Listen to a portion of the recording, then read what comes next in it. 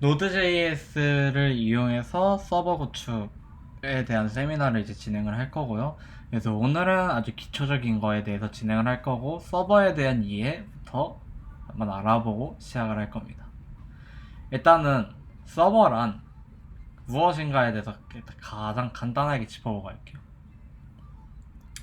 자, 서버란 무엇이냐면, 여러분들이 여태까지 이제 HTML, CSS를 배우신 분들도 있고, 여기서 저한테 세미나를 통해서 자바스크립트, 리액트 이런 것들을 배운 분들도 있는데, 그런 것들은 전부 다 클라이언트에 속해요.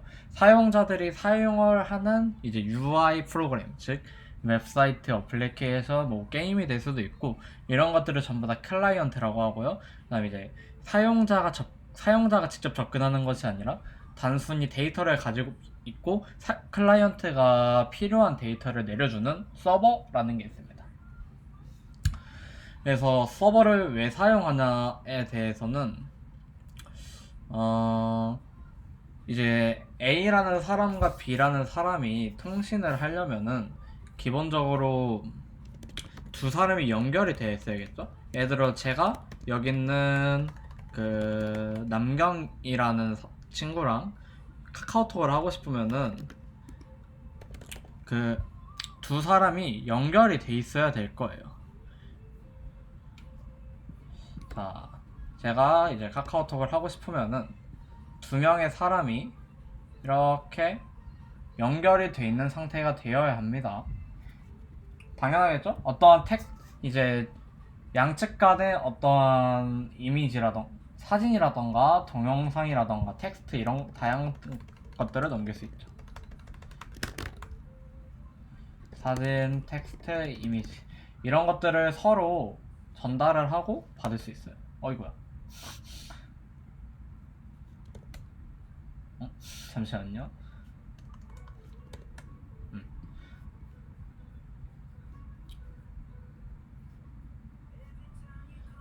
근데 만약에 단 두 사람끼리의 소통이 아니라 소통을 하고 싶은 유저들이 늘어난다고 생각을 해볼게요. 이렇게 많은 사람들이 늘어난다고 생각을 할게요. 그러면은 제가 이 사람이 이 사람한테도 보내고 이 사람한테도 보내고 이 사람한테 보내고 이 사람한테도 보내려면은 연결 구조가 엄청나게 복잡하겠죠? 왜냐면은 연결 구조가 이제 이렇게도 돼 있어야 되고 이렇게도 돼 있어야 되고 이렇게도 돼 있어야 되고 이 사람도 이 사람이랑 연결을 해야 되고 이렇게 가야 되고 이렇게 가야 되고 이렇게 가야 되고 이 사람도 여기로 가고 이 사람도 여기로 가고 되게 복잡한 연결 구조가 돼 있는 걸 볼 수 있어요. 그래서 이때 등장하는 게 서버 컴퓨터의 등장이에요. 서버 컴퓨터를 하게 된다면은 저희는 되게 간단하게 통신을 할 수가 있어요. 이렇게 있었다면 각자 통신을 하게 되는 게 아니라 이제 서버라는 얘가 등장을 해서 각자가 서버의 데이터를 전달을 해주는 겁니다. 이거 자꾸 이제 서버의 데이터를 전달을 하게 해주면은 이렇게 서버와 데이터를 주고받는 형태가 될 텐데, 그러면 서버는 데이터를 받게 되면은 이 사람이 원하는 유저에게 원하는 데이터를 전달해주는 중앙에서 데이터를 전달해주는 어떤 역할을 해요. 그래서 클라이언트 쪽에서 어떤 데이터를 요청을 하면은 서버는 그거를 내려준다 정도로만 이해를 하시고, 서버에 대한 이해는 여기까지 할게요. 자, 저희는 서버를 개발할 수 있는 언어들은 정말 많아요. 여러분들이 이제 컴퓨터 정보공학과 기준으로만 말씀드리자면은, 그것도 이제 지금 이제 3년제 개편된 기준으로 말씀을 드리자면은, 자, PHP라는 언어도 먼저 배우게 될 거예요. 이건 이제 1학년 2학기 때 배우게 되고요. 이제 그 다음에 자바로 서버 개발을 하는 방법, JSP라는 것도 배우게 됩니다.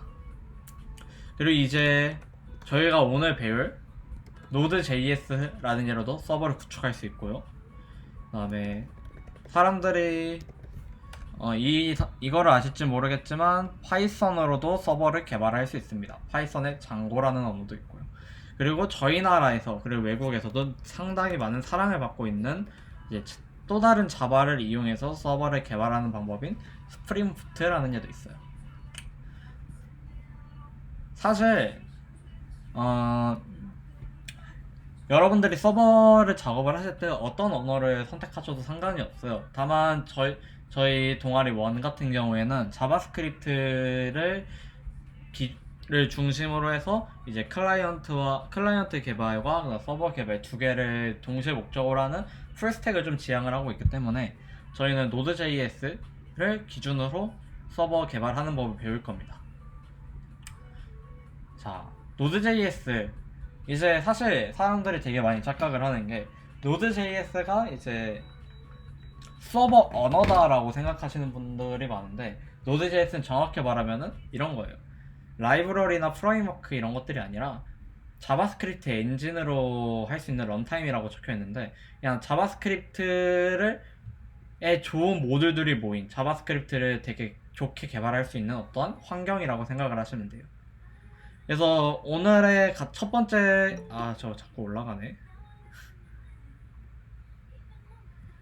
이제 오늘의 첫 번째 제가 여러분들한테 세미나 하기 전에 해오라고 했던 게 이제 Node.js를 설치를 해오라고 했습니다. 그래서 웬만하면은 여기 오른쪽에는 현재 버전보다 LTS를 권장하라고 했고 Node.js를 설치를 해주시면 되고요. 아까 봤던 Node.js를 설치하게 되면은 얘네 두 개가 설치가 돼요. 얘 npm이라는 얘가 따라오는데 npm은 노드 패키지 모듈이라고 해서 노드가 갖고 있는 되게 개발을 할 때 사용하면 정말 편리한 모듈들이 많아요. 여기서 말하는 모듈은 무엇이냐면은 저희가 어떤 기능을 구현을 해야 되는데 그 기능을 어떤 개발자가 미리 구현을 해둔 것을 저희는 간단하게 끌어와서 쓰면 됩니다. 그런 것들을 모듈이라고 말해요. 사실 모듈이라는 것은 자바스크립트의 문법적인 정의도 있어요. 이제 여러분들이 자바스크립트를 나중에 배우게 된다면 모듈화라는 걸 배울 텐데 그거는 괜찮고 어쨌든 중요한 거는 저희는 이제 Node.js 환경에서 npm이라는 노드 패키지 모듈을 가지고 개발을 할 겁니다.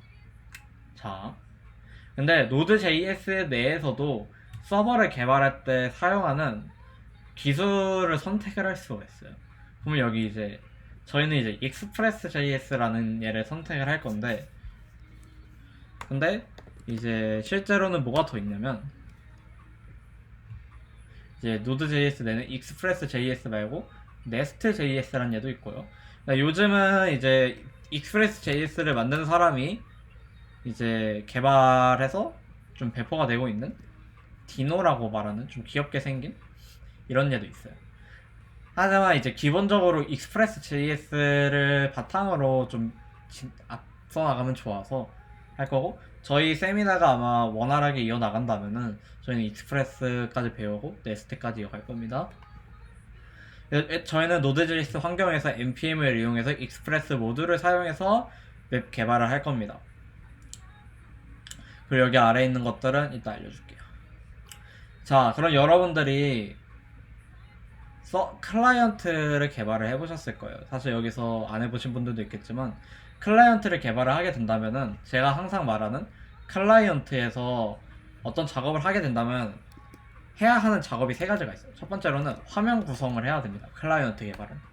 두 번째로는 이벤트 동작을 해야 되고요. 그리고 세 번째로는 서버와 통신을 할 수 있어야 돼요. 이게 클라이언트가 개발을 해야 되는 세 개에 나눠지는 부분이에요.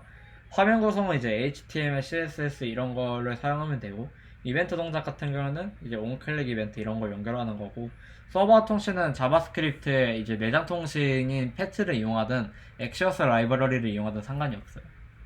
중요한 거는 클라이언트가 이제 서버한테 통신을 할 때 클라이언트는 요청을 하는 거고 서버는 응답을 하는 거예요. 이 차이점이 있어요. 절대 서버가 요청을 하고 클라이언트가 응답하지 않습니다.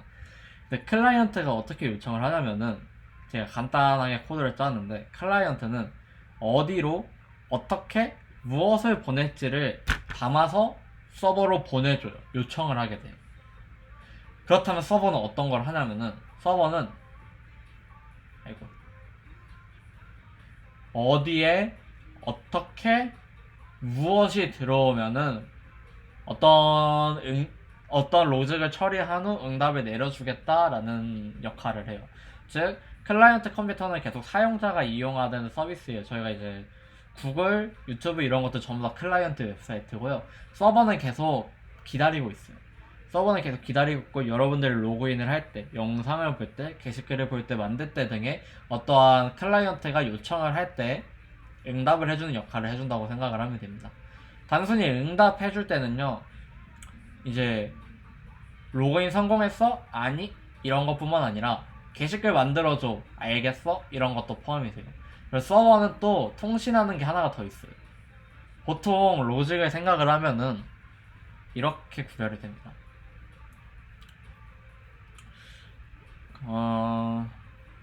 일단은 중간에 모르시는 거 있으면 메시지 보내주시면 제가 체크를 할게요. 클라이언트와 서버까지는 했는데, 여기서 이제 데이터베이스라는 얘가 등장을 해요. 자, 이제 데이터베이스가 무엇이냐? 서버, 이제 어떠한 서비스를 만들 때 저장되어야 할 데이터들이 있어요. 예를 들어 유저 정보라던가, 유튜브 같은 경우는 동영상 정보라던가, 이제 그런 광고 정보라던가, 그런 데이터들이 있는데, 그 데이터들을 저장하는 곳을 DB라고 말합니다. 그래서 일반적으로 로직은 클라이언트가 요청을 하면 서버는 DB에서 데이터를 꺼내서 보고 응답을 내려줘요. 자, 여기서 DB가 어떻게 생겼냐에 대한 이제 의문심이 많이 들 수도 있는데, DB는 사실 SQL과 NoSQL로 나눠가지고 정확하게 말할 수 없는데, SQL 기준, 그러니까 DB는 어떻게 생겼냐면요, 이게 저희 동아리에서 실제로 개발을 하고 있는 이제 DB인데, 이제 엑셀과 같이 이렇게 그냥 테이블들이 있고, 안에 위에 컬럼들이 있고, 거기 데이터들이 이렇게 한 층씩 쌓이는 거예요. 되게 간단하죠? 그래서 이런 데이터들을 저희가 아이디가 몇 번이고 뭐 이렇게 연관관계가 있고 이런 것들을 가지고 세팅을 하게 됩니다. 자, 다시 저희는 Node.js 기반 환경에서 npm과 익스프레스를 이용해서 개발을 할 겁니다. 서버가 하는 일은 무엇이냐면은 클라이언트가 어떠한 요청을 보냈을 때 응답을 내려주는 일을 하는데, 주로 클라이언트가 요청이 오면 서버는 DB를 뒤졌다가 DB에 있는 데이터를 바탕으로 응답을 내려주게 됩니다. 자, 여기까지 혹시 이해 안 되시는 부분 있을까요? 오늘은 첫날이라 이론이 좀 많아서 이해 좀 힘들 수도 있을 겁니다. 네, 없는 것 같네요. 자, 근데 이제 오늘은 REST API라는 얘에 대해서 한번 배워볼 거예요. 이게 뭐냐면은, 사실 여러분들이 컴퓨터 구조 시간 혹시 기억나시나요? 컴퓨터 구조 시간 기억나세요? 컴퓨터 구조 시간에 이런 거 배우셨잖아요. 저 너무 깨져 있는데, 이런 뭐 계층 구조, TCP/IP 프로토콜, OSI 뭐 주요 프로토콜 이런 걸 배웠는데, 저희는 이제 통신을 할 때는 프로토콜을 사용할 수밖에 없어요. 그 중에서 저희가 어떤 프로토콜들을 일반적으로 사용을 하게 되냐면은, 이제 여러분들도 많이 들어보셨을 HTTP 프로토콜이라는 얘를 사용을 하게 됩니다. 자, HTTP 프로토콜 같은 경우에는 물론 이거는 지금 당장 기억하실 필요는 없지만 TCP/IP 프로토콜 기반에서 이제 작동을 하게 되고요. 저희가 일반적으로 사용하고 있는 HTTP 버전은 HTTP 1.1입니다. 현재 HTTP 2도 있고 그 다음에 3도 있지만 현재 대부분은 저희가 사용하는 중요한 기능들은 1.1에 있어요. 자, 그럼 HTTP가 무엇이냐? 사실 제가 읊을 수 있는데 단어를 좀 찾아볼게요. HTTP는 Hypertext Transfer Protocol이거든요. 자, HTTP가 이런 거의 약자인데, 쉽게 말해서 어떤 텍스트를 서로 보낼 때 사용하는 규약이에요, 규약. 그래서 야, 우리 서로 통신을 할 때 이 규약을 지켜서 보내자. 그러니까 저희가 일반적으로 택배를 보낼 때 누가 누구에게 어디로 무엇을 보내냐를 이제 택배를 보낼 때 기입을 하게 되죠. 그런 것들을 규약이라고 할게요. 그래서 통신을 할 때도 저희가 규약을 정하게 되는 겁니다. 그래서 저희는 HTTP라는 약속을 일반적으로 많이 사용하게 돼요. 자, 그러면 HTTP에 어떤 약속들이 있냐면은 이거 요청을 보낼 때 해당 요청이 어떤 것인지에 대해서 알게 하자예요. 이게 계속 REST는 일단은 냅두시고 delete, get, post, patch, push 있는데, 그래서 요청을 보낼 때 저희가 이 5가지의 메서드를 이용해서 이게 어떠한 요청인지를 구별해서 보내게 돼요. 자, 가장 중요한 일단은 이제 get은 조회를 할 때 사용을 합니다. 이제 특정한 데이터를 조회를 할 때 get을 사용하게 되고요. 자, post는 데이터 생성을 할 때 사용을 하게 됩니다.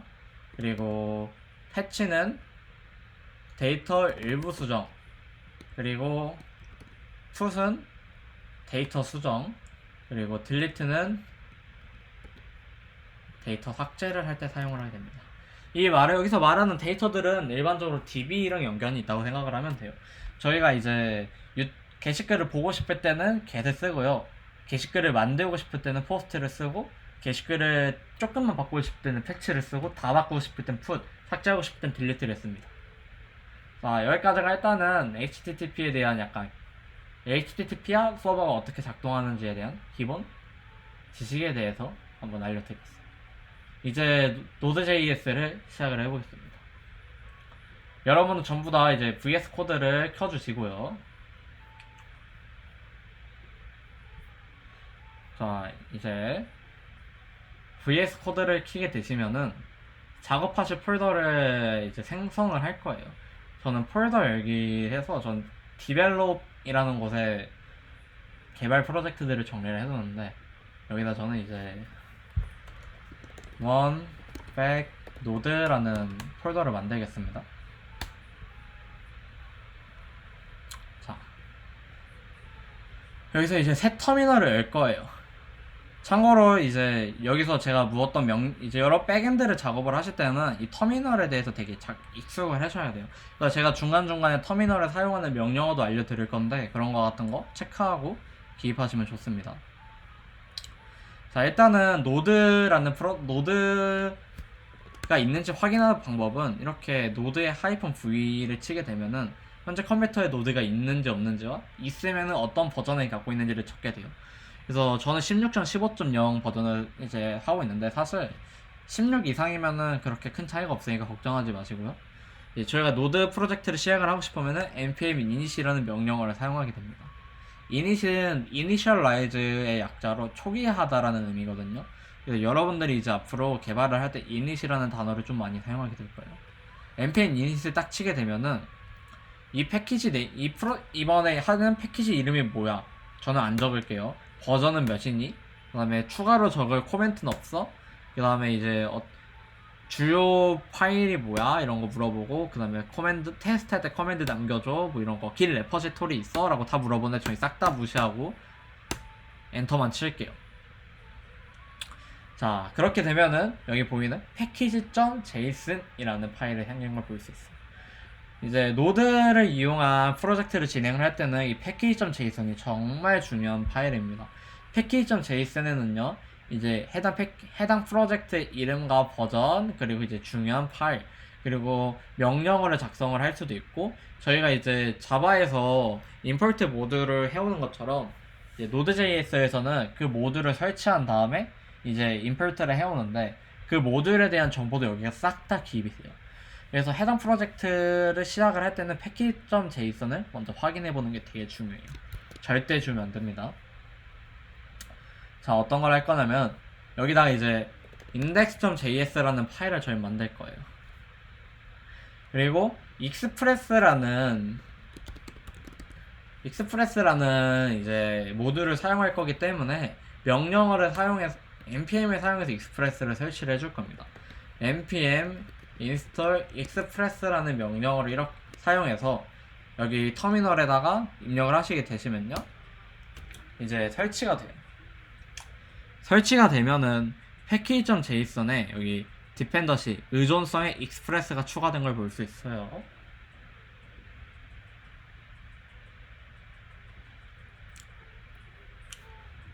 자, 이제 자바에서도 여러분들이 이제 프로그래밍 언어를 자바밖에 안 배웠을 테니까 대부분 자바에서 어떠한 특정한 모듈을 사용하고 싶을 때 예를 들어 스캐너 같은 거 있죠? 아니면 랜덤 함수 같은 거 그런 걸 사용하고 싶을 때 임포트를 해오잖아요. 해당 파일에서 사용하기 위해서. 자바스크립트도 마찬가지로 이제 임포트와 비슷한 구문에서 사용해요. 물론 이제 어떻게 할 거냐면은 const express라는 변수를 만들어서 require라는 얘를 가져와서 이렇게 한번 작성을 해볼게요. 자, 이게 어떤 의미냐면은 자바로 따지면 import express from express 이거랑 똑같은 말이에요. 근데 사실 이걸로 작성해도 되거든요. 문법이 새로 생겨가지고. 근데 아직까지는 여러분 이제 소스에서는 이렇게 사용하는 거를 많이 사용하고 있어서 이거에 좀 익숙해지시는 게 좋을 것 같아요. 그리고 const app이라는 변수를 만들어서 express가 갖고 있는 함수들을 넣어줄게요. 자, 다른 언어 같은 경우에는 이제 톰캣이라는 서비스 프로그램을 이용해서 서버를 켜요. 근데 이제 Node.js 같은 경우 직접 코드상으로 켜줘야 돼가지고 좀 번거로움이 있어요. 자, 어떻게 할 거냐면은 이제 앱이라는 얘를 사용해서 저희는 코드를 많이 작성할 건데 app.listen이라는 메서드가 있습니다. app.listen이라는 메서드를 사용하면은 코드를 이제 서버를 킬 수 있어요. 그래서 근데 app.listen은 매개 변수를 두 가지를 받는데 첫 번째로는 포트 번호를 받고요. 두 번째로는 이제 해당 서버가 켜졌을 때 후에 실행될 코드 이제 콜백 함수를 받게 되는데 자바스크립트 강의가 아니기 때문에 웬만하면 자바스크립트에 대해서는 좀 자세히 다루진 않을 겁니다. 포트라고 말하면은 여러분들의 노트북에 노트북 혹은 컴퓨터에 USB 포트들이 있는데 사실 컴퓨터들은 수만 개의 포트를 가지고 있어요. 눈에 보이지 않는. 그래서 저희가 이제 서버도 컴퓨터이기 때문에 남들이 접속을 하게 해주려면 포트라고 불리는 얘를 열어줘야 돼요. 그래서 저희는 app.listen 3000번 포트를 사용해서 서버에 접속할 수 있겠다라고 하는 겁니다. 그리고 서버가 잘 켜졌으면은 여기 이제 코드를 한 줄 실행시켜라는데 저 같은 경우가 아니라 일반적으로는 콘솔 로그를 이용해서 서버가 켜졌다라는 메시지를 남겨주는 부분이 일반적입니다.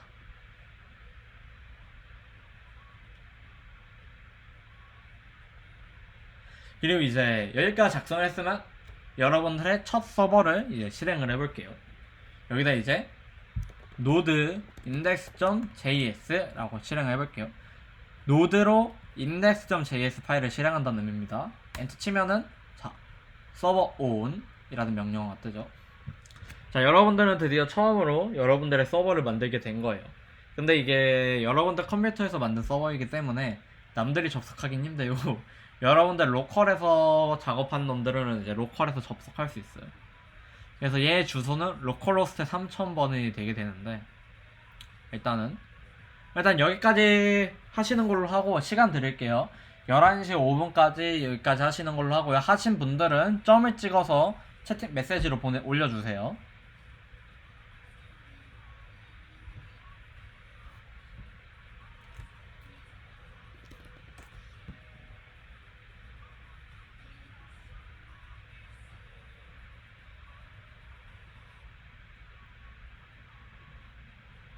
한 명, 두 명, 세 명, 네 명, 다섯, 여섯, 일곱. 한 명, 두 명, 세 명, 네 명, 다섯, 여섯. 네, 전부 다 잘 따라오셨네요. 잠시만요. 네, 네. 좀 더 코드를 좀 더 다듬어 볼게요. 어떻게 다듬을 거냐면은 자바스크립트긴 한데 이거는 이제 이게 화살표 함수라는 친구잖아요. 근데 화살표 함수 안에 실행시킬 코드가 한 줄이면은 굳이 중괄호를 작성하지 않아도 돼요. 이 뜻이 무슨 말이면 콘솔 로그를 감싸고 있는 이 중괄호가 없어도 상관이 없어요. 좀 더 코드가 짧아지죠. 두 번째는 여러분들이 포트를 변경할 때가 많을 거예요. 그래서 포트라는 얘를 변수로 따로 선언을 해주고 3000 대신 포트라는 변수를 사용을 할게요. 그리고 저희가 콘솔 로그를 할 때 가장 기본적인 거는 이 서버가 몇 번 포트를 이용해서 켜졌냐를 확인시켜주는 게 좋습니다. 그래서 서버 on 이제 port는 뭐 이런 식으로 작성할 수 있어요. 이렇게 작성하시게 되면은 이제 서버 on 포트 3000이 켜지게 되고, 만약에 포트를 제가 8001로 바꾸게 된다면은 서버 on 포트 8001로 바뀌게 되겠죠. 자, 근데 이제 저한테 배우신 분들은 이 과정이 오타가 많이 날 수 있는 걸 알 겁니다. 그래서 이렇게 작성 안 하고요. 문자열 리터럴이라는 예를 사용해서 작성을 할 겁니다. 문자열 리터럴은 무엇이냐? 여러분들 탭키 위에 있는 1 왼쪽에 있는 달러 표시를 눌러보면 얘가 나와요. 얘도 이제 자바스크립트에서 문자열로 사용할 수 있는데 이렇게 쓸 겁니다. 서버 on port를 이제 port다. 문자열을 사용을 하는데 달러와 중괄호를 통해서 문자열 사이에 변수를 섞어줄 수 있습니다. 포트 3000을 바꾸고요. 자, 이게 다시 잘 실행되나 한번 테스트를 해보면은 여전히 잘 실행되네요.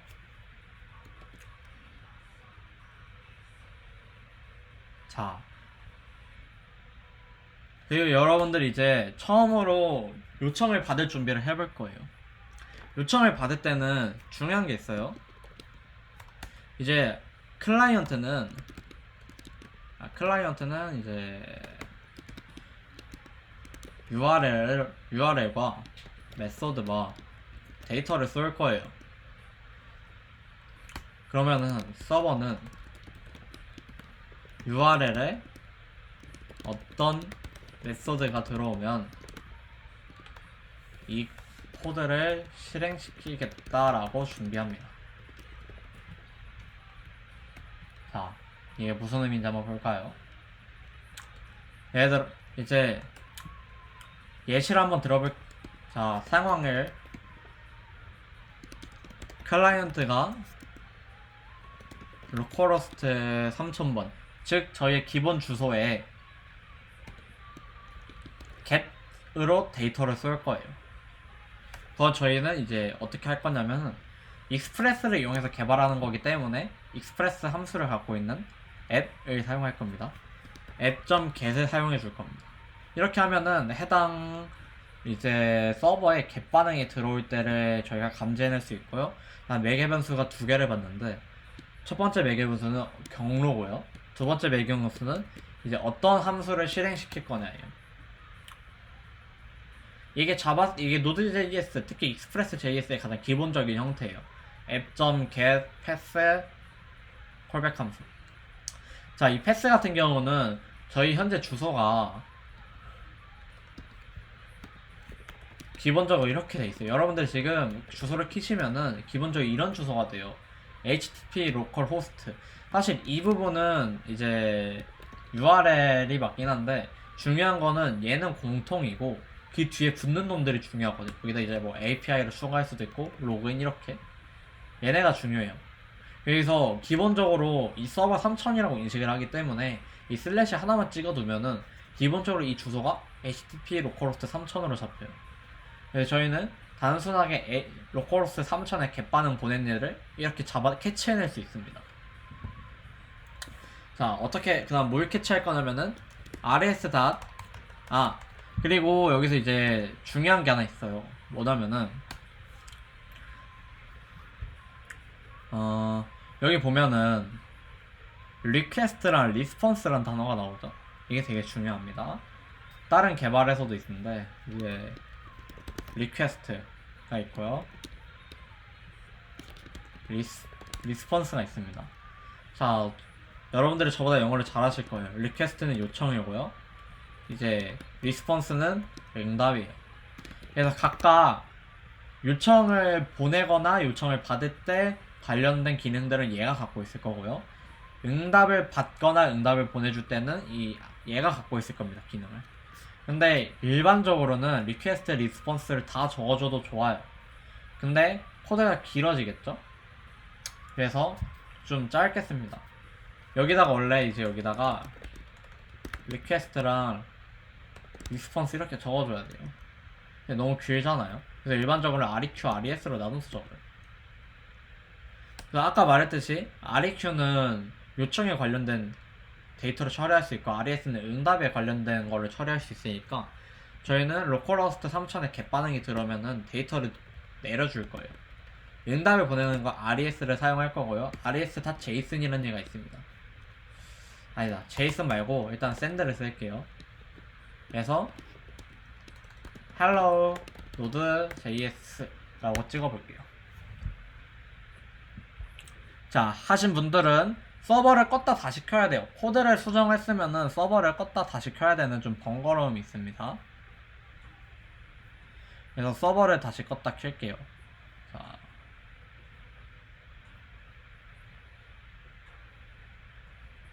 여기서 이제 서버를 끄는 방법은 여러분들 이제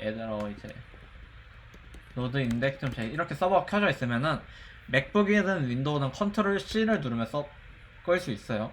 이거는 노드.js 명령어보다는 터미널 명령어예요. 컨트롤 C를 누르면 해당 작업을 끌 수 있습니다. 자, 다시 노드 인덱스.js로 서버를 켜주면은 이제 서버가 켜지고요. 여기다 이제 요청을 보내줄 건데 get은 저희가 일반적으로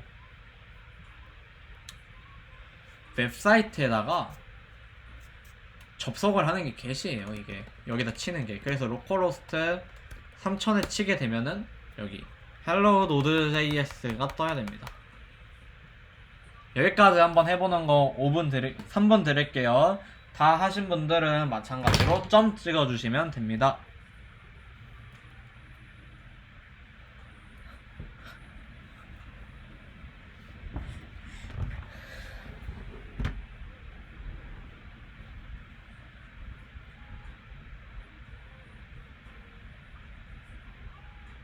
아, 코드를 보여드려야겠구나. 죄송해요.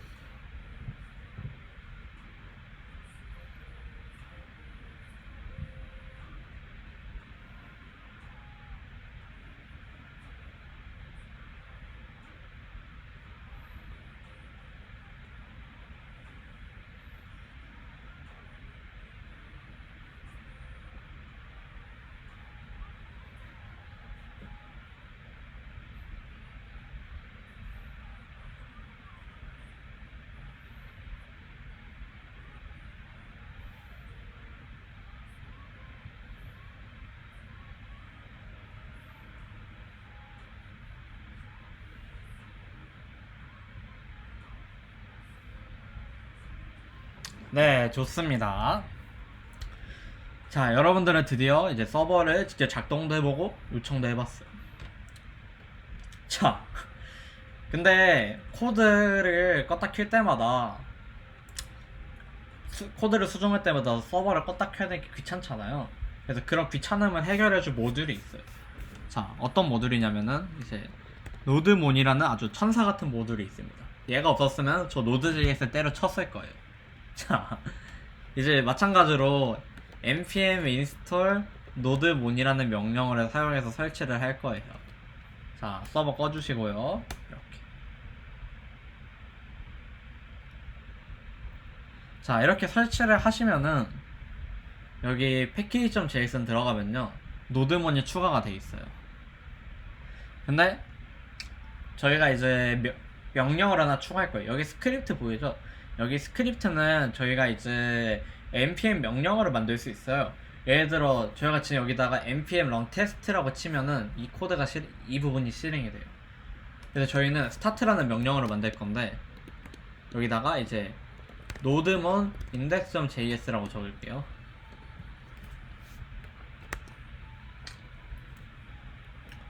자, 이렇게 스크립트에 스타트를 입력하면은 노드몬 index.js를 찍게 하잖아요.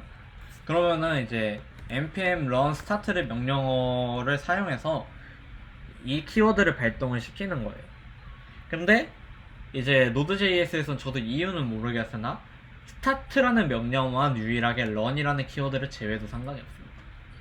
그래서 여기까지 작성을 하신 분들은 여기다가 이제 npm start라는 명령어를 기입을 해보면은 짜르르륵 뜨고 결국 서버 on port 3000이 뜰 거예요. 포트를 한번 바꿔볼까요? 포트를 바꾸고 저장을 눌러주면은 서버가 다시 켜집니다. 아주 놀랍죠.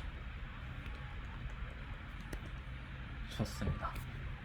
이렇게 저희는 좀 한결 편리한 개발을 할 수 있게 됐어요. 그리고 좀 더 편리한 개발을 할 수 있게 하는 도구를 소개해드리고자 합니다. 자, 프리티어라는 친구예요. 자, 이 친구가 어떤 친구냐? 여러분들 이제 제 강의를 보면서 뭔가 수상함을 느끼신 분들도 있을 수 있어요. 왜냐면은 제 강의는 뭔가 제 코드들은 뭔가 저장을 하는데 코드가 이동하거든요. 이쁘게 만들어줘요. 얘들 막 이런 뭐 이거 얘는 안 되는 거나 틀려서 이쁘게 만들어주는 게 있습니다. 이거를 프리티어라고 해요. 프리티어. 그래서 저희는 이제 프리티어를 세팅을 할 건데 일단은 첫 번째 여기 확장 앱에 가서 프리티어라고 검색을 해주세요. 그럼 얘가 있을 겁니다. 얘요. 얘를 설치를 해주시고요.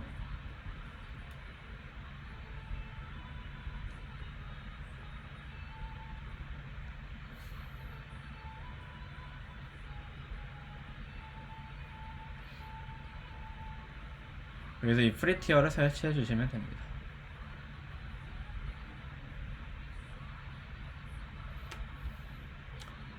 그리고 사실 프리티어는 이제 노드.js 프로젝트마다 따로 이제 세팅을 해줘야 되는 건데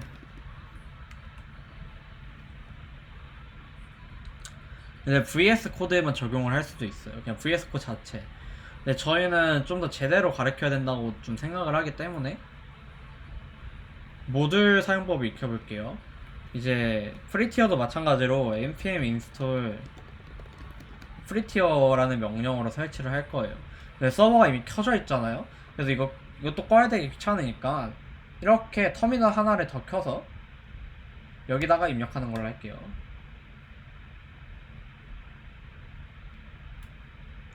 자, 설치가 됐습니다. 전 설치가 됐으면 여전히 package.json에 프리티어라는 얘가 등장할 거예요.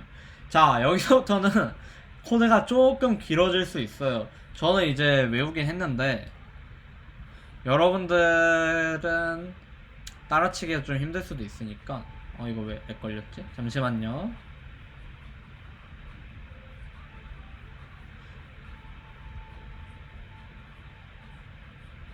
기다려주세요. 잠시만요. 노드.js 그렇지.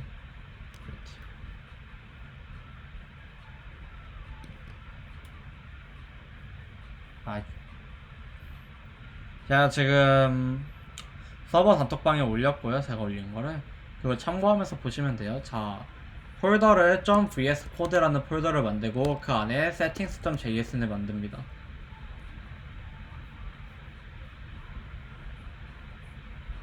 그리고 여기다가 이제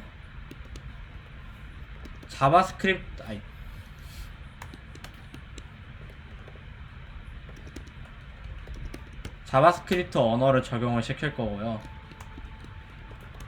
에디터 디폴트 포매터를 프리티어로 변경을 해주고 에디터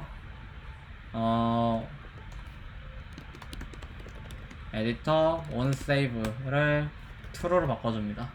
자, 이거 따라치셔도 괜찮은데 제가 방금 보내준 거를 가면요, 여기 제가 운영하는 이제 t스토리인데 여기 작성이 돼 있어요. 그래서 평소에 작업하실 때 이거 참고해서 하시면 됩니다. 이렇게까지 하면은 폴더 하나를 더 만들 건데 .prettier rc라는 폴더를 만들 거고요. 이렇게 만들어 줄 겁니다. 이 VS 코드의 settings.js는 프리티어를 사용하겠습니다 라는 기본 세팅을 해준 거고, 이제 여기 방금 만든 .prettier 말씨라는 파일은 프리티어도 여러가지 옵션을 줄 수 있어요. 그 옵션 값을 조절을 할 겁니다. 저는 세미콜론을 안 쓰는 걸 선호해요. 그리고 헛다운표를 쓰지 않는 것을 선호를 합니다. 그 이외에도 여기 보면은 수많은 이제 프리티어 옵션들이 있어요. 이런 것들 다 나중에 사용하실 수 있으면은 한번 공부해서 사용해보시는 거 추천하고요. 자, 이 정도만 적용을 해주면은 알아서 바뀔 거예요. 아이고, 이거 맞구나. 알아서 이렇게 바뀔 겁니다. 예를 들어 저는 세미콜론을 사용하지 않는다라고 세팅했기에 세미콜론 붙여 넣어도 지워져요.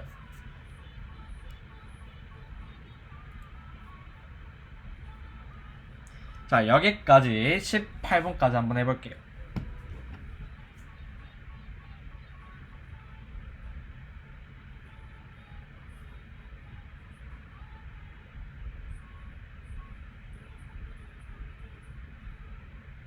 다 하신 분들은 점 찍어주세요.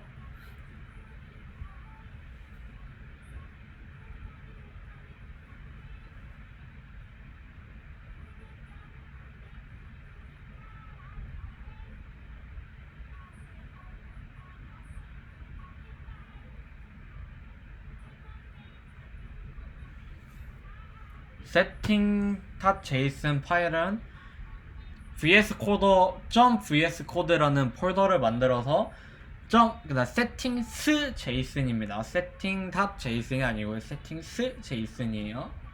동자님 저 컴퓨터 꺼졌... 아이고야. 어디서부터 날라갔나요? 그냥 코드? 코드는 이거 다시 따라치면 되는데. 코드는 이거 다시 따라치면 되고요. 그 다음에 전부 날라갔다고?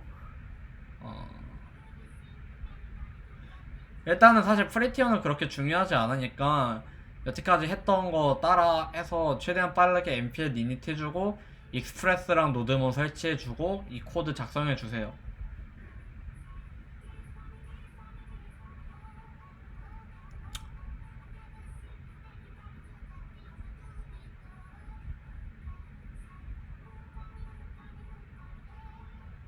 자,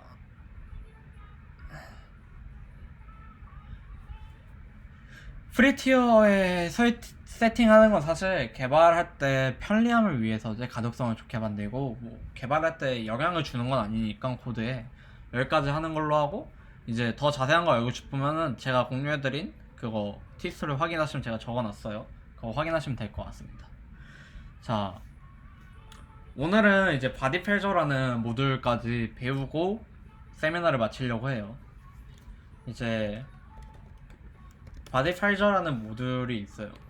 이 모듈이 어떤 모듈이냐면은 클라이언트가 데이터를 보낼 때 그 데이터를 이제 인코딩 해주는 예라고 생각하면 되는데, 바디펠저는 이제 서버를 세팅하실 때 무조건 기본적으로 세팅해야 되는 예 중 하나예요.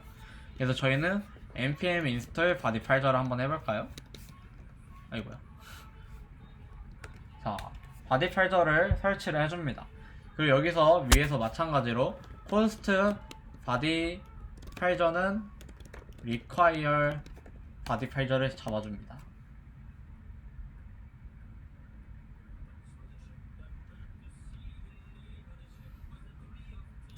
자, 그리고 저희가 이제 새로운 걸 배울 거예요. 자, 앱점을 찍어보면 get도 있고요, post도 있고요, 아까 배웠던 put도 있고요, 그 다음에 이제 patch도 있고 이제 delete도 있어요. 근데 앱.use라는 얘를 이제 사용을 해볼 거예요. 자, 앱.use라는 얘는 어떤 의미를 갖고 있냐면은 어떠한 메소드로 들어오든 간에라는 의미를 갖고 있습니다. 즉, 앱.use를 쓰면은 get으로 들어오든 post로 들어가든 어떤 메소드로 들어오든 간에 얘를 통과시키게 돼요. 자, 저는 어떤 코드를 짤 거면은 바디펠저라는 얘를 사용할 수 있게 코드를 짤 거예요. 이거는 일단은 그냥 작성하고 왜 이걸 쓰는지 알려줄게요. 그 다음 마찬가지로 앱.use를 쓸 거고, 이제 바디펠저의 URL 인코딩에 이제 extend는 파일즈로 주겠습니다. 이 두 줄을 작성하시면서 설명을 드릴게요. 원래 app.get, post, patch 이런 예들과 app.use는 동일합니다. 그래서 원래라면은 첫 번째 매개 변수에는 패스를 받고 두 번째 매개 변수에는 실행할 함수를 받는 게 맞아요. 근데 저희가 이제 이 프로젝트 전체에 적용하고 싶은 어떤 세팅 값이 있다면은 패스를 적용해주지 않고 앱단 유즈를 쓰게 되면은 해당 프로젝트에 어떠한 요청이 들어오든 해당 서버에 어떤 요청이 들어오든 간에 이 세팅 값을 기본적으로 하게 돼요. 자, 이거를 읽어보면 어떤 의미냐면은 이제 클라이언트와 서버가 데이터를 주고 보낼 때 특정한 양식이 있어요. 저희는 편지를 주고 받는 것처럼요. 그 양식을 이제 옛날에는 이제 XML이라는 양식을 많이 사용했는데 요즘은 JSON이라는 양식을 많이 사용하게 됩니다. 그래서 저희는 JSON을 기준으로 공부를 할 거고요. 그래서 저희는 클라이언트가 요청하는 데이터를 JSON화 시켜서 받겠다라는 겁니다. JSON으로 사용해서 받겠다. JSON 데이터를 받겠다. 그리고 여기 아래 있는 줄을 그냥 필수적으로 적어야 돼. 이거를 구체적으로 설명하기는 좀 지금 단계에서는 어려워요. 그냥 두 줄을 필수적으로 적는다고 생각을 합시다.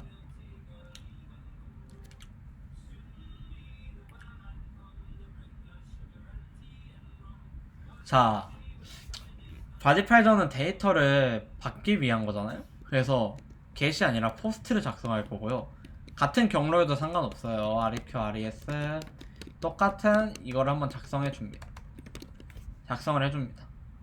왜 같은 경로에도 상관이 없냐면은 이거 구별을 해줄 때 get의 기본 경로고 post의 기본 경로이기 때문에 이제 구별이 됩니다.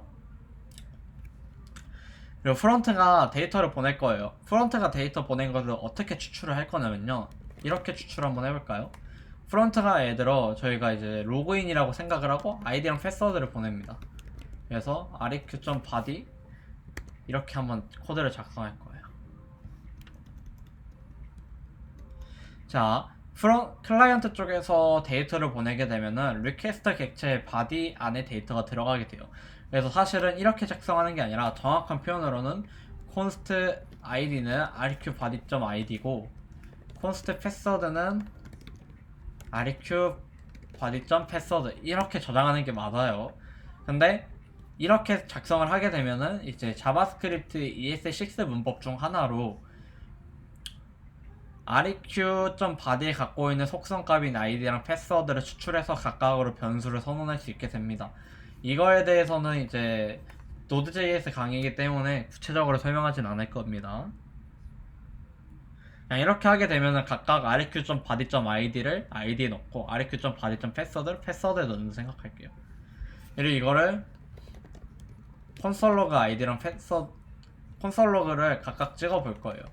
자, id는 id, 패스워드는 패스워드 이렇게 찍어 볼게요.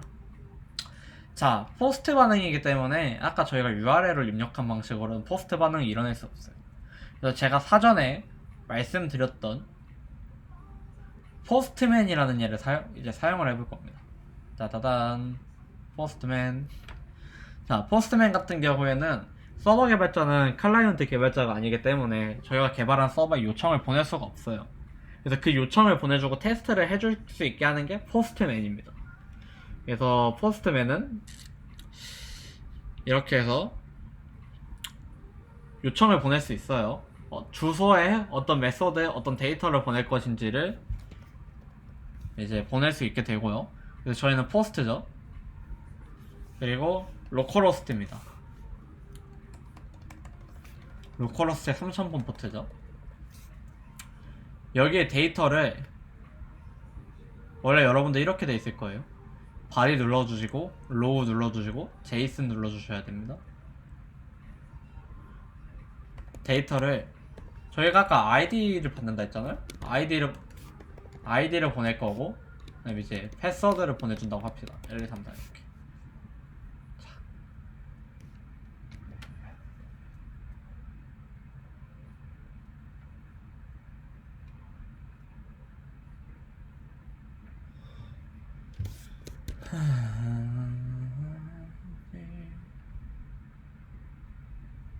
자, 이제 저희가 요청을 보낼 거예요. 버튼을 눌러서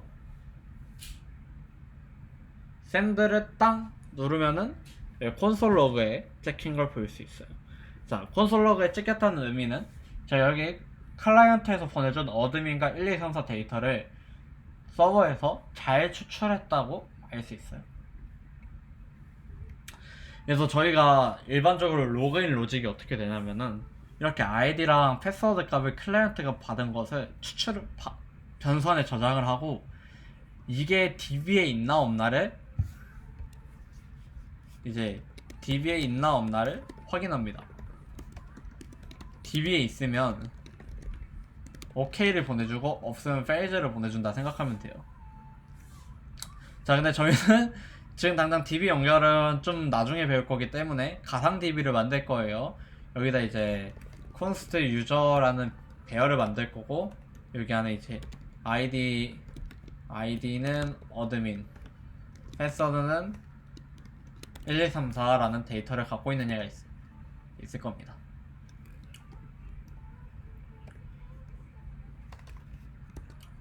그래서 저희는 아이디랑 패스워드 값을 받으면은 확인해 볼게요.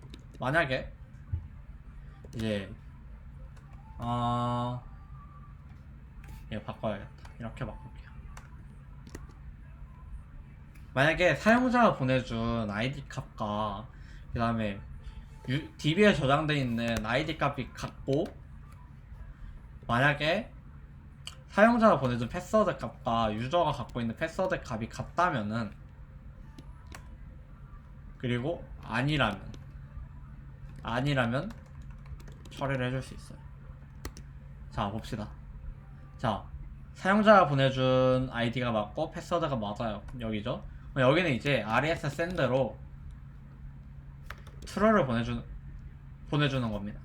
근데 저 같은 경우에는 사실 send보다는 JSON이라고 보내주거든요. JSON 파일이라고. 그래서 여기다가 이제 키와 값을 매칭해주는 객체를 이용해서 result는 true라는 값을 보내줘요. 저는 이렇게. 그럼 자, 나머지 아닌 얘들은 전부 다 res.json을 해주는데 당연히 실패라는 의미를 보내줘야겠죠.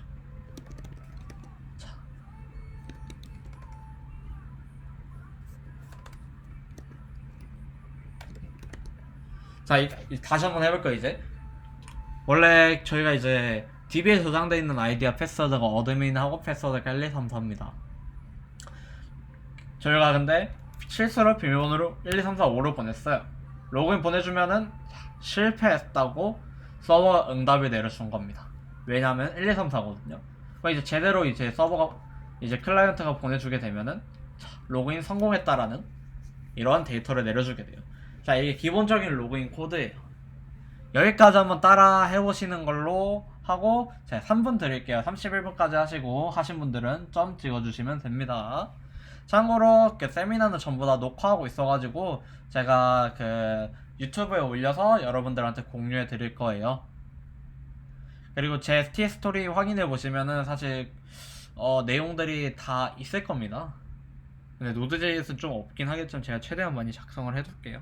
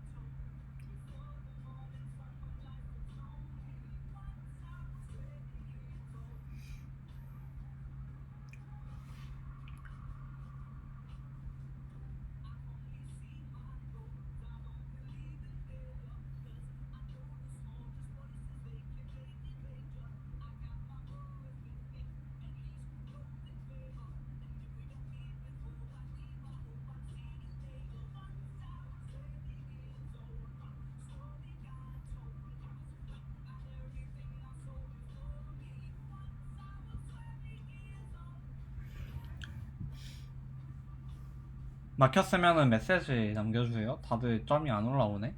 포스트맨 사용법 때문에 좀 그런 건가?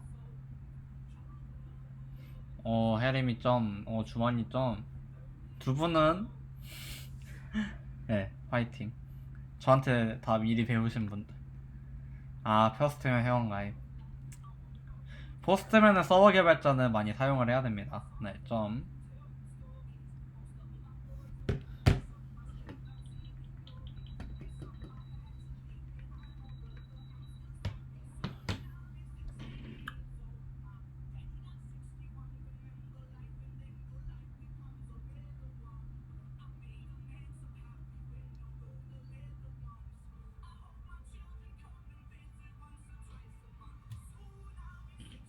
응? 해림이 왜?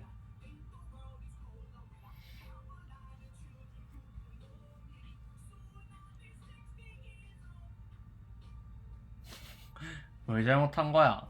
이 부분 잘못 썼는지 확인해봐. 자, 일단은 이제 슬슬 마무리할 시간이라 과제를 설명해주면서 작성을 할게요. 이번 과제는 뭐냐면은 회원 가입, 그리고 회원 가입과 로그인, 그리고 회원 조회 기능을 개발을 하시면 됩니다. 자, 어떻게 할 거냐면요. 자, 저희가 로그인을 이미 구현을 해놨죠. 이제 회원 가입만 구현을 해볼 건데, 일단은 빠르게 칠 거예요. 회원 가입은 이제 포스트가 하나 있기 때문에 주소를 빠르게 만들어주고, RQ나 RES 다 받는 거 마찬가지로고요. 회원 가입할 때는 아이디랑 패스워드, 네임 정도만 받는 걸로 할게요. 그래서 여기서 이제 아이디, 패스워드, 네임 세 가지 값 정도를 이제 받을 클라이언트가 보내줄 겁니다.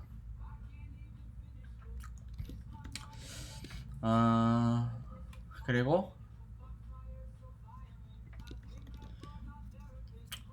유저라는 얘를 이렇게 배열로 만들 거예요.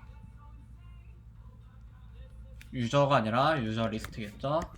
아이고야.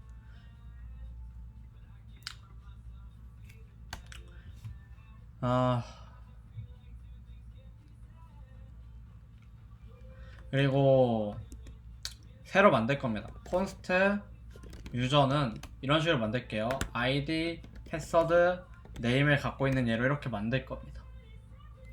자, 이렇게 쓰게 되면요, 여러분, 이거랑 똑같은 거예요. 자바스크립트 객체 만들 때 이렇게 키값하고 들어가는 변수명의 네임값하고 같으면은 굳이 아이디는 아이디, 패스워드는 패스워드, 네임은 네임 이렇게 안 하고 그냥 패스워드, 네임, 아이디 이렇게 중복으로 처리해줘도 돼요. 아이고야. 자, 이렇게. 그리고 콘스트 유저 리스트에 유저 리스트에 푸시 해줄 겁니다. 이런 식으로요. 그리고 rs.json 내려줄게요. result true. true. 이런 식으로 데이터 넘겨주면은 회원가입 끝이에요. 자, 근데 여러분 로그인은 여기서 로직을 더 수정해야 돼요. 자, 이렇게 진행하는 건 맞지만 이제 첫 번째로는 마찬가지로 이제 아이디랑 패스워드 값을 받을 거예요. RQ 바디에서 추출할 거고요. 근데 중요한 게 뭐냐면은 이제 유저 리스트 안에 있는 거를 찾아야 되잖아요. 유저 리스트가 배열이고, 그래서 폴문을 돌려야 돼요. const item of 유저 리스트 이렇게 폴문을 돌려야 돼요. 폴 오브분인데 이거는 그렇게 해서 item.id가 id와 같을 경우 이제 아이디와 같을 경우를 찾아서 걔가 패스워드까지 같은지 한번 검사를 해봐야 돼요. 뭐 이런 식으로 로그인 처리를 해주시고, get에서는 이제 갖고 있는 모든 그냥 유저 리스트를 보여줄 수 있게 rs.json 해서 이제 데이터는 유저 리스트 이렇게 짜는 걸로 할게요. 그래서 이거 폴 오버본에 대해서 좀 더 많이 막히실 것 같아서 한번 일단 레지스터를 진행하게 되면요.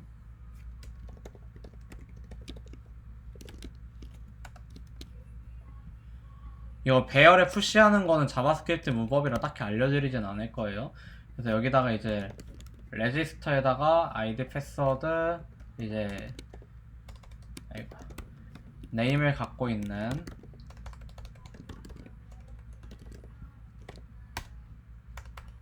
추가하고 샌드를 보냈을 때 true가 뜨죠. 그리고 콘솔 창에는 이제 이렇게 데이터가 들어왔음을 알 수 있어요. 이제 그리고 로그인 예제를 해볼 겁니다. 로그인 예제는 이 유저 리스트가 db라고 생각해보고 폴먼을 돌릴 거예요. 그래서 만약에 item.id가 id와 같고 item.password가 이제 패스워드와 같은 경우가 있다라면은 res.json 해서 이제 리절트를 true로 넘겨주면 되고요. 이 2의 경우에는 전부 다 fails에 넘겨주면 됩니다. 이제 로직이 좀 복잡해지긴 하는데 else 자 이런 식으로 꼬아서 하게 되면은 기존에 이제 로그인 코드를 작성을 할 때 이렇게 했을 때 뭐라 잠시만요.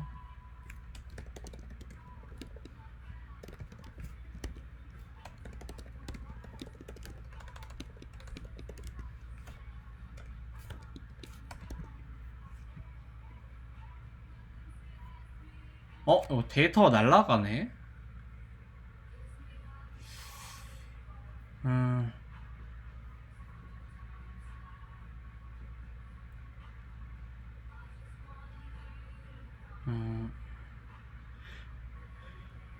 그럼 회원가입하고 로그인 예제만 각각 구현하는 걸로 할게요. 이렇게 폴문 돌리지 마시고요. 회원가입 예제는 이대로 그대로 하시면 되고 그냥 로그인 예제는 기존 했던 것처럼 유저라는 이제 객체를 미리 만들어 놓으세요. 이제 아이디 값은 뭐 어드민으로 갖고 있고 패스워드 값은 1, 2, 3, 4로 갖고 있는. 자 어쨌든 과제는 로그인과 회원가입 구현을 하는 게 과제고요. 클라이언트가 요청을 하는 것도 받아야 됩니다. 근데 이제 회원가입 같은 경우에는 유저 리스트라는 배열 안에 데이터 넣는 걸로 하고요. 로그인 같은 예제 같은 경우는 미리 유저라는 객체를 만들어 놔서 얘랑 일치할 경우 true를 보내주는 걸로 할게요.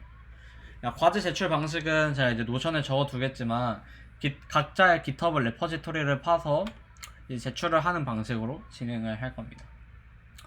네, 오늘 세미나는 여기까지고요. 질문 있는 사람들은 이제 여기 남아서 질의를 해주시면 제가 답장을 해드릴 거고 없으신 분들은 이제 나가셔도 괜찮습니다. 수고하셨어요.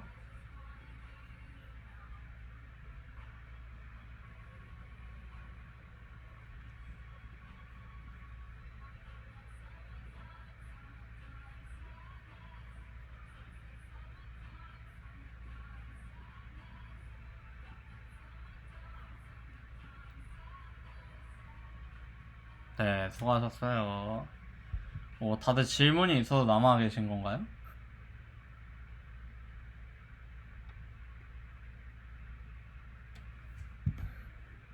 혜림이 혜림아 미안해. 내가 스피커를 끄고 있었어. 질문해도 되나요? 말해줘. 미안해. 여기 컨스트 유저 쓰면은 포스트면 따로 안 써도 되는 건가요? 아니야. 써야 돼. 그러니까 이거는 우리 데이터베이스야. 데이터베이스. 우리 데이터베이스에 있는 유저의 아이디와 패스워드가 같아야 로그인 성공이지. 그렇게 해서 로그인 코드를 짜주면 되고 여기 이제 DB랑 포스트맨은 별도인 게 서버 자체가 요청이 들어와야 응답을 해줄 수 있는 구조잖아. 그래서 이제 포스트맨을 이용해서만 요청을 보낼 수가 있어. 아니면 너가 직접 HTML, 자바스크립트를 짜서 요청을 보내도 상관이 없긴 한데 귀찮잖아? 네. 그래서 포스트맨 사용해서 하면 돼. 네. 다른 사람 다 질문 있어서 남은 건가요? 칼 손절로 나가버리. 수고하셨습니다. 네, 수고하셨어요. 다 나가버리네. 수고했어요. 호영이는 무슨 일로 남아있는가? 저 그 포스트만에서 샌드를 했는데 아, 그 형 화면처럼 제이슨 저거 아. 리절트 트루가 안 나오고 응. 아까 헬로 월드 쳤던 거 그게 계속 나와요. 노드모 설정해놨어? 네, npm 스타트로 코드 켠 거야? 네. 화면 공유해줄래? 잠시만요. 음.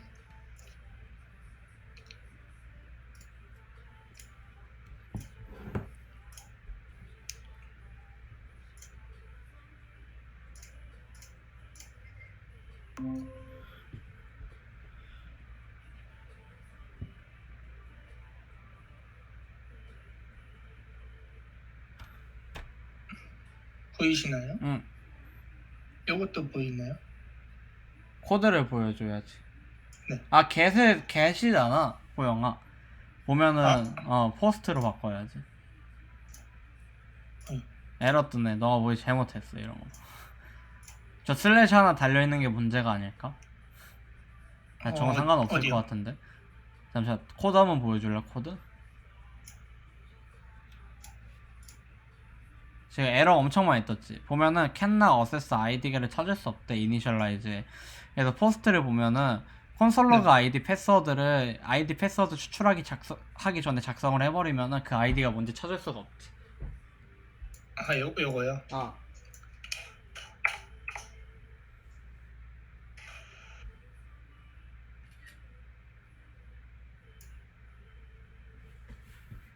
됐습니다. 그렇지. 네. 수고했어. 네, 수고하셨습니다.